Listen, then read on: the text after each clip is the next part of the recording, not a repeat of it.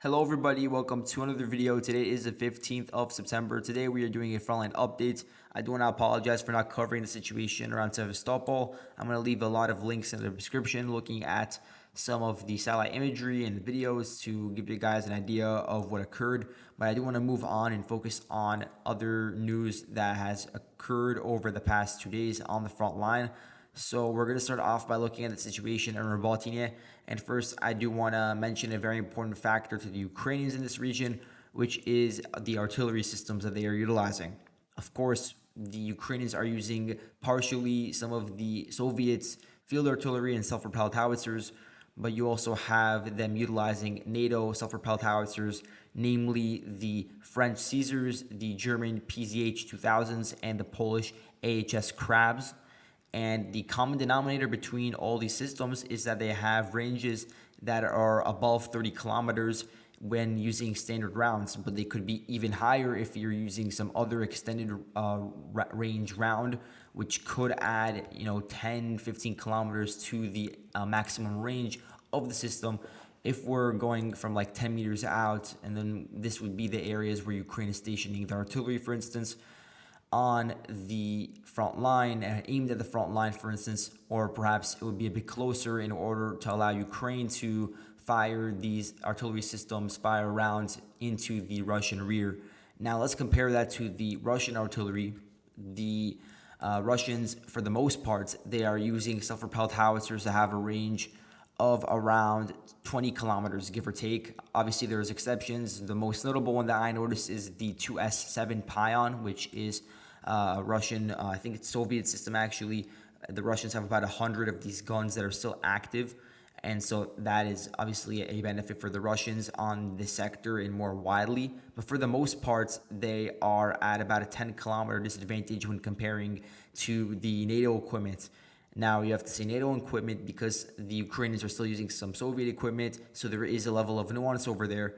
But either way, the point that I'm getting at is that the Russians have noticed this issue in terms of the stationing of the artillery, because if we zoom out and we try to measure where the Russians would be putting their artillery, it couldn't be at ground zero of the front line. You can't measure out 20 kilometers from the front line because the issue would be that you can't just have a gun so close to the Ukrainian positions. It would very easily be spotted and fired upon. So you'd have to go back a little and perhaps say from here, maybe you'd have a Russian artillery station, maybe around Tokmak or Chiratuavate, that area.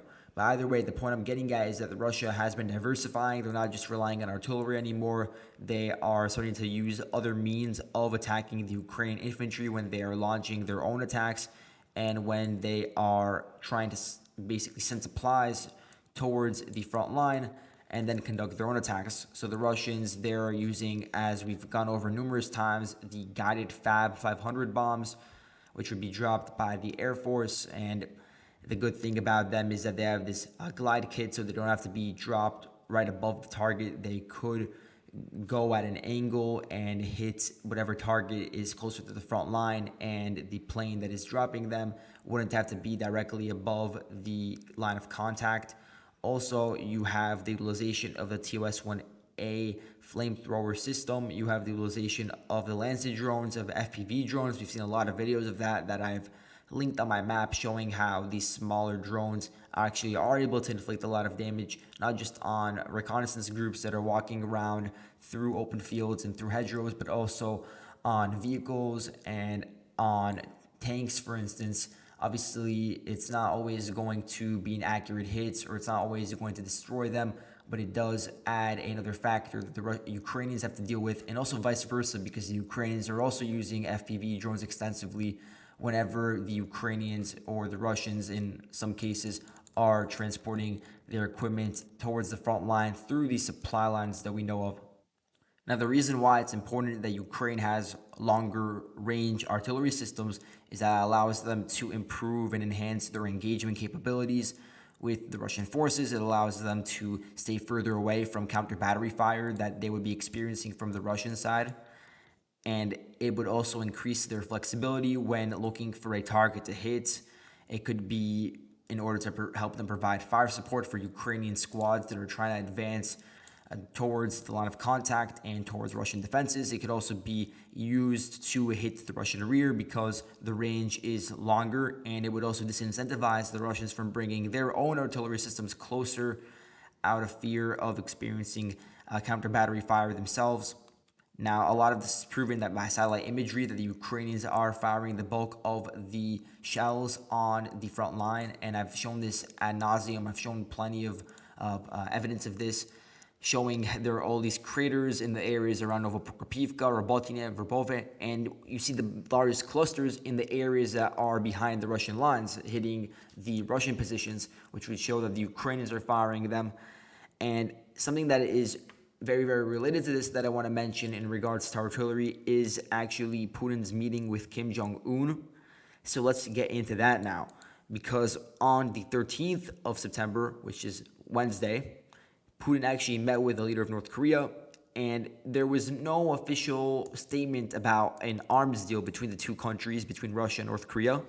But what was announced by the North Korean side is that they said that they were able to strike a satisfactory agreement, and that was on immediate cooperation matters between the two nations. So make of that what you will. But the thing that's very interesting is that North Koreans, they have access to millions, if not tens of millions of shells in their arsenal. So I would say North Korea, South Korea, they're some of the countries with the largest stockpiles of artillery shells. This is due to the constant threat of war with South Korea and with Japan respectively. And so as a result, you have these massive stockpiles that have been built up since the 50s. And the thing with the North Korean artillery is that it's based off of the Soviet systems. So they use the same calibers as the Russians. So you could have these shells being utilized by the Russian howitzers that are from the Soviet era, and it would be very compatible with them. So you wouldn't have issues with different sort of ordinances. Now, another thing to take note is that the North Koreans, they don't really have any smart shells, so they're not any guided shells. They're all unguided, and they are relatively old, the technology. But the thing that is the most noteworthy is the quantity of them, because there are millions of them. And again, the state of them is unknown, but because there is such a high quantity in an arms deal, you can imagine that a large amount would be sent to the Russian side. And there's also a lot of talk about North Korea becoming this rear base for the Russians in order for them to build a lot of their equipment over there and then send it to the front line. The issue with this is, first of all, the North Korean industry capabilities. But putting that aside, the fact that it's just so far away from the front line, it would be extremely far away. Just the logistical aspect of that, it would be very difficult. It would take very long for supplies, for shells to be transported across rail from North Korea all the way to Russia. And it would also present new opportunities for Ukraine to sabotage supply lines, because all these rail lines, they were spanning these hundreds, thousands of kilometers all across Russia, could become targets and bottlenecks if they were to be used by the Russian side. But this is going into more uncharted territory. The point is that if there were to be a deal, then that in the long term can help improve Russia's situation when it comes to producing these shells. And that's important when you're looking at attritional warfare, as we're seeing now on the front line. But another aspect that I covered before is the amount of guns, not just the amount of shells. So we're also going to have to see if any sort of arms deal would entail the North Koreans giving the Russians some sort of artillery systems as well, because that would also play a big role due to the differences in range between some of the systems that Ukraine is receiving and what the Russians have. Now, around the Verbove sector, there's not much to update. I haven't seen many Ukrainian gains in this region over the past few days. But what I can say is that the Ukrainians are still attacking generally in the direction of Novodonetske from the northeast and from the north directly. They're still sending groups to infiltrate into the Russian lines across the anti-tank ditch towards the main defensive trench to the west of Verbove. Just look at some videos. We have a video here of Russian TOS-1A, and it's shelling the Ukrainians in the trench south of Robotyne. This was previously thought to be under Russian control, this trench. This is the most intricate trench system within all the system that is to the south of Robotyne, within this red rectangle. And it was really the last stronghold that the Russians held south of Robotyne in this region. But even this part has been is no longer under Russian control. I wouldn't say that it's under Ukrainian control because there's not enough proof, but we can say that it is at least a gray zone now because the Russians are shelling it. So this indicates that the Russians have fully withdrawn into the village of Novoprokopivka. And then we could see within Novoprokopivka that the Ukrainians are targeting them with FPV drones. You have the Garuda drone unit of the 46th Air Assault Brigade hitting the Russian infantry in that region that's operating near the line of contact. And then in terms of the Ukrainian infiltrators trying to enter the trench lines that are manned by Russian forces, here you have Sudoplatov battalion hitting Ukrainian squads. This battalion is, again, one of these drone units. It's not just located in the Verbove sector. I've seen videos from them in the Bakhmut sector as well, so they're all around. And then here you have a video of Russians shelling the Ukrainians northwest of Verbove. Again, the frequency of these videos is increasing. That's not to say that Ukraine has been able to get a firm control over these regions where I have the arrows pointed, but what it does mean is that they are more comfortable operating over here. They're sending more and more men on a daily basis in terms of the volume. So we're going to have to see if that really amounts to anything in the long run. Now moving on to the situation around Novodonetske and Novomaiorske, as it appears at least, it seems like the Russians do still have control of the road leading from Kremenchuk to Novodonetske. Nothing has changed in that regard. And same thing with the status around the line of contact over there. And then looking at Novomaiorske, again, no changes to the line of contact, but we do have a new video of what appears to be a Ukrainian T-64, and it was destroyed as it was approaching the Shaitanka River. And the Shaitanka River is, in theory, the area where you'd have all these vehicles dismounting, and that's from there where you'd have these Ukrainian infantry squads going on foot, at most 12 men, and from there trying to enter into Novomaiorske. That's what we've seen happening on the front line. But the big issue for Ukraine in this region is that a lot of the areas between their line from Zolotonivia and Klishchiivka is really heavily mined, and this is very, very similar to what we saw happen when Ukraine began launching their armored column and they were assaulting the Russian positions to the east of Verbove. There were just so many mines, and Ukrainian vehicles got bogged down and suffered extensive damages, and it seems like the Russians have done the same thing to the Ukrainian vehicles in the line of contact around here. So once the Ukrainians if they are able to breach this part, then after that, in the open field to the south, there's probably less of a volume of these mines, but on the line of contact, it is very severe. And in the video itself, I'm just not going to show it now, but there's 3 vehicles that were previously destroyed before this T-64 was destroyed in the video, and it seems like all of them were disabled due to mines that were laid in the area. I want to talk quickly about this sector because I don't think I've really done it justice in some of my other videos. But I did write a very long thread looking at the possibilities in this region. About a month ago, I was talking about how this seemed like a good place for Ukraine to attack, and I was really wondering why Russia wasn't sending more men to hold on to the defenses over here. Because if you look at the map that I have here with all the units, you have 37th Motor Rifle Brigade, you have 40th Naval Infantry Brigade, and then you have some other local brigades, territorial defense brigades that Russia has in this region. You have the 5th Guards Tank Brigade, and then you have some brigades and regiments that Russia has in the Vuhledar and the Velika Novosilka sector. But that's concentration. It's nowhere near the concentration that you see in a place like Verbove, for instance, where you see this huge amount of Russian forces concentrated, probably in the tens of thousands in that broader region around the Orikhiv sector. But you just didn't see as many Russian defenders in this area over here. And I was really wondering why that's the case. Because if you zoom out and you look at the wider map, and here's the reference for where Ukraine's now launching the attacks on Novomaiorske and Novodonetske, here's the blue rectangle, you could see that there's really only one unified line of defense that is about 14 kilometers to the south of that blue rectangle that in theory the Ukrainians would have to overrun. That would perhaps be their objective, I can't say for sure, but you could see that the Russians only set up one line of defense in that region.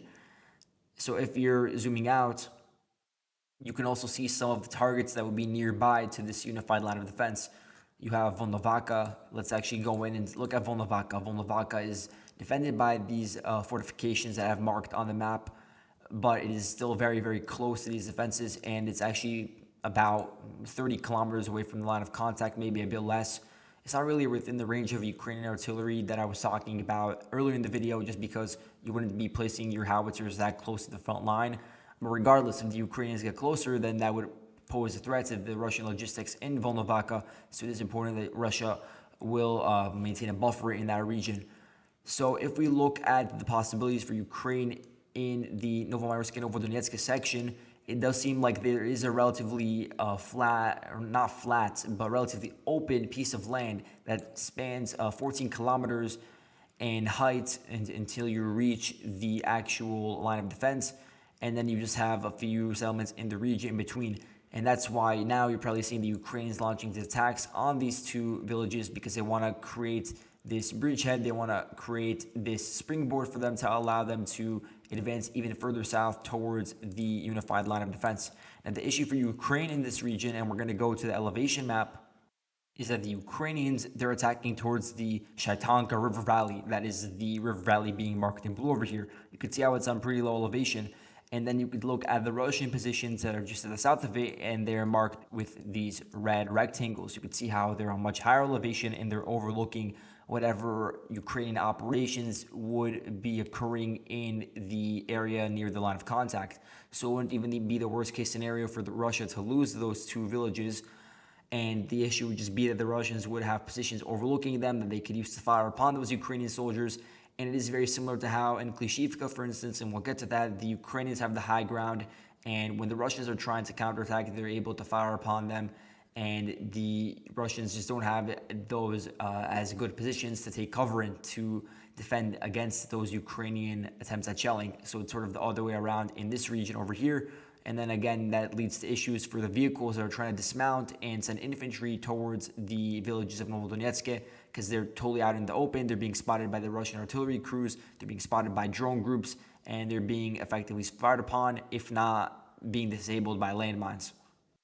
But here is something interesting that I've noticed more broadly on the Zaporizhia front that needs to be mentioned, and I haven't really seen many other people talking about it on YouTube, so I want to just give it some information. If you zoom out and look at this fortification map, this was made not by me, obviously. The people that made this, they have access to a lot of very interesting satellite imagery, and I'm going to link it in the description, obviously, to give credits. You could see here, this is the depiction of Russian fortifications on May 12th. So this is before the Ukrainian counteroffensive. This is just when we started plotting these fortifications and started noticing them. So here you can see that there is this gap in the Russian defenses from around here, from around Chervonoselivka, this village over here, all the way to Krasnopolina, which is a local supply hub and just local coordination point for the Russian forces. You can see that generally the area that I'm talking about is the Velika Novosilka axis. So this would be the area where if you're from the Russian side, you're seeing the Ukrainians attacking to the south, trying to break through the first unified line of defense, which I'll mark in blue here. And then after that, you wouldn't really have any blowback, any resistance past that first line of defense. You don't have many other prepared defenses past that point. And then in terms of the goals, directly to the south of Velika Novosilka, you have Bielmak over here, a key supply hub for the Russians. And then eventually, if you go south enough, it would reach Berdyansk. So now let's compare this to the current map of fortifications, which I've overlaid on my map. So of course, all credit goes to, I think it's Project Owl OSINT. That's the name of the group doing this. So here you can see the difference. Here, if we zoom in and we look at the comparison, you can see that there's about a 30-kilometer stretch of land where fortifications have been added to, have been improved, and this includes mainly trenches. And you can see here's Chervonoselivka, if we measure this out, all the way to Krasnopolina. And of course, there are some open spots where there weren't defenses set up, but I'm just trying to roughly measure the region where the trenches were expanded upon. You could see that it's nearly 30 kilometers, about 28 kilometers. And you could see that this helped build a second unified line of defense to the south of Velika Novosilka, which improves the Russian efforts at holding the Ukrainians back for as long as possible in the worst case scenario where the Ukrainians are able to break past the first line of defense in this region. But even if the Ukrainians were able to make a pivot and just reach the rear, very, very deep into the rear, then we have to look at two additional lines that are being constructed very, very deep into the Russian lines. And if we zoom out and measure it, I believe it would be around 45 kilometers and 60 kilometers respectively. So you can see here how the Russians have built up this line. They're not completely done with it yet. Starting around Klishchiivka and ending around Blahovishchenka. And if we measure that, you'll see that's around, let's see, that is around 23, 24 kilometers, that amount. And then if we go a bit further to the south, there's another line from Obichotne, all the way to Berestove. And if you look at the distance of that, and again, this is very rough, it would also be around 27 kilometers. So what you're seeing is, if you just do like pretty rough math based off of that, it would be in the ballpark of around 70 to 75 kilometers of additional fortifications, mainly trenches, but also Dragon's Teeth. You can see that have been constructed over the past few months, presumably. And this will, again, in the case that Ukraine is able to exploit any sort of breakthrough that they achieve in the coming months, as we really see the end of any opportunity for Ukraine to use the mechanized assaults on the front line, as we really reach the end of that point, as rainy season is approaching, and as the ground will begin to become more muddy. This is just another sort of fallback line for the Russians to avoid any sort of risk in this region. Now, quick update on the situation around Andriivka and Klishchiivka. Andriivka, Ukrainian sources, specifically the deputy defense minister, claimed that it was under full Ukrainian control, but this was quickly refuted by the 3rd Assault Brigade of the Ukrainian forces. And that Telegram channel related to that unit claimed that the fighting was still going on and that's still being cleared, and urged caution when making such claims. So for now, I'm leaving it as a gray zone. I've seen some Russian sources allege that it's been retaken by the Russian side, but again, none of this is being corroborated by video evidence. And it seems like, just given the fact that this area, this entire village it's not completely flattened, there's still rubble, but it's just very untenable positions for either side at the moment without any sort of broader changes to the map around the rail line. So it does seem likely that it's now being considered a gray zone. And you'd also have to look at the units involved in this attack on the Andriivka area. The unit that the Ukrainians have been using the most in this region, and most recently, specifically around the past 1 or 2 weeks, is actually the 2nd Mechanized Battalion of the 3rd Assault Brigade, which is one of the units that Ukraine has been using on the southern Bakhmut flank really for months now. And they've been engaging against Chechen forces and against specifically the 72nd Separate Motor Rifle Brigade. If we look north at Klishchiivka, the Russians now have, I wouldn't say they're fully withdrawn, because there's still a situation where the northeastern part of the village is a gray zone. So you still have Russians coming in and out, but to a much lesser extent, and they're doing it in a way that is way less visible. They're trying to just sneak in and set up positions over there. But what I'll say is that there's a video over here. You could see the video from the 22nd Mechanized Brigade, a Ukrainian force fighting in the region, where they were hitting 6 Russian infantrymen that were trying to enter Klishchiivka. And you could see the path they were taking as they went along this road over here, and they were identified by the Ukrainian artillery, or I don't think it was artillery, I think it was actually grenade launchers, but that's unsure about that.